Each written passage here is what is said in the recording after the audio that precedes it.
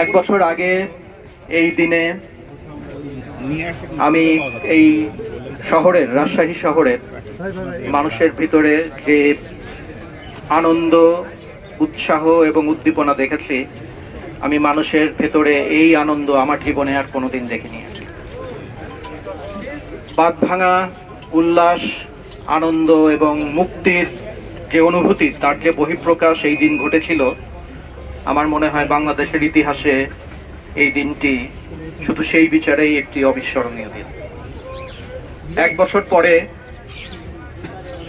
এখানে দাঁড়িয়ে আমাদের বারবার মনে হয় এই জুলাই আগস্ট গণ অভ্যুত্থানের শহীদদের কথা, যারা আহত হয়েছেন তাদেরকে আমরা আজকে স্মরণ করি।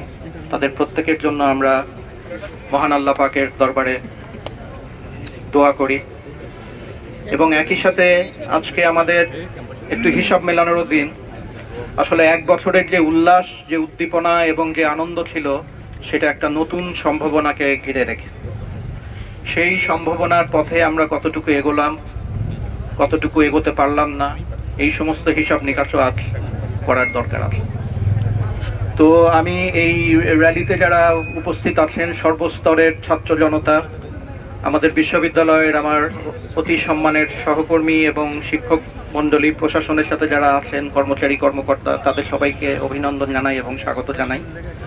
আমার মনে হচ্ছে দেখে যে প্রবাবলি রাজশাহী বিশ্ববিদ্যালয় থেকে স্মরণকালের সর্ববৃহৎ র্যালিটি আজকে হতে যাচ্ছে। আমরা এই স্কেলে কখনো মানুষের সমাবেশ এবং র্যালি এর আগে কখনো দেখিনি যেটা হচ্ছে। এই ঐক্যের যে চেতনা, এই ঐক্যের যে আকাঙ্ক্ষা, এটা ধরে রাখাটাই আমাদের সামনের দিনের সবচেয়ে বড় চ্যালেঞ্জ হবে এবং ইনশাআল্লাহ আমরা সবাই মিলে দল মত নির্বিশেষে আমরা সেই ঐক্যটাকে ধরে রাখবো ইনশাআল্লাহ।